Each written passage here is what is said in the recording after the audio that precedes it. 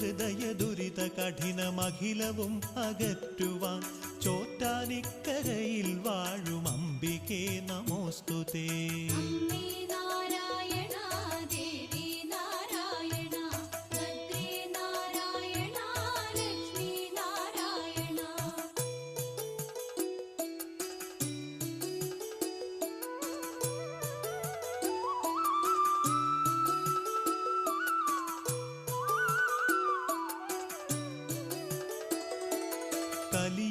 കലിയുഗത്തിലമ്മയാണ് കഥനഭാര സാന്ത്വനം ചോറ്റാനിക്കരയിൽ വാഴും അംബികേ നമോസ്തുതേ.